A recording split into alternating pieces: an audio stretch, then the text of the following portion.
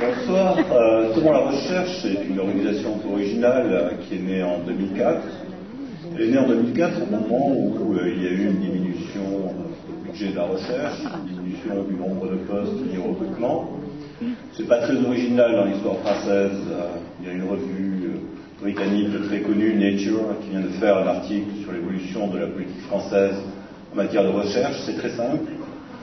Lorsque on a un gouvernement de droite, eh bien, les crédits à la recherche diminuent. Et lorsqu'on a un gouvernement de gauche, ces crédits augmentent. C'est vraiment une loi extrêmement simple.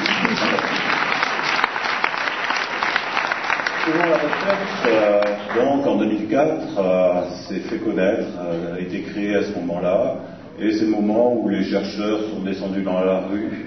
Ils sont descendus dans la rue parce que donc cette diminution était sans doute encore plus choquante au moment où on était censé s'engager dans un objectif d'une société de la connaissance où il fallait développer la recherche. À partir de ce moment-là, un travail a été fait assez important au sein de Selon la recherche pour essayer de développer un ensemble de propositions. Et de nombreuses reprises, ceci a été fait en dialogue avec les organisations politiques. Plus particulièrement ces toutes dernières années, en 2006, les propositions générales faites par Selon la recherche en 2004, ces propositions ont été totalement ignorées dans un projet de loi qui est devenu après un texte de loi qui curieusement s'appelle le Pacte pour la recherche et qui va tout à fait à l'encontre de tout ce que nous pensons être la solution aujourd'hui, un ensemble de solutions si on veut effectivement développer la recherche en France. Et à l'occasion de cette campagne pour l'élection présidentielle, Selon la recherche a continué sa démarche de dialogue avec les politiques et a questionné tous les candidats à l'élection présidentielle sur leur position. Et, à titre donc tout à fait exceptionnel, Selon la recherche, le 27 avril, a pris position, et a pris position de manière tout à fait claire en faveur de Ségolène Royal.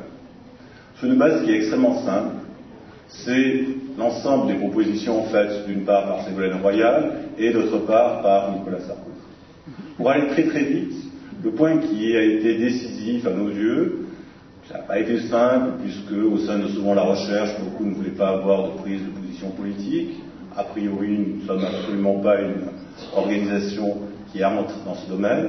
Mais ce qui a été extrêmement simple, c'est que dans le pacte présidentiel, il y a tout un ensemble de mesures pour aller très très vite.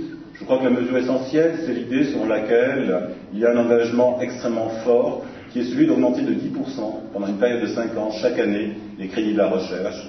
Et c'est non seulement une augmentation quantitative des crédits, mais c'est aussi, par exemple, la mise en place d'un statut pour les doctorants.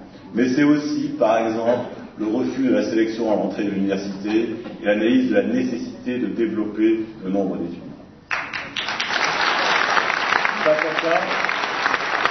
Face à ça, les propositions de Nicolas Sarkozy dans ce domaine ne sont absolument pas la rupture. Au contraire, c'est la continuité parfaite de ce pacte de 2006.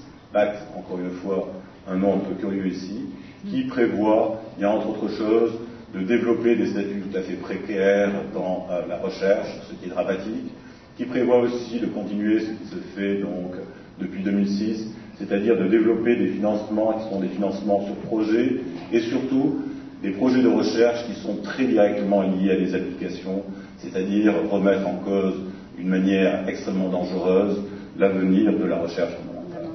De façon très très simple, on peut encore sauver la recherche aujourd'hui. Dans 5 ans, on pourra plus.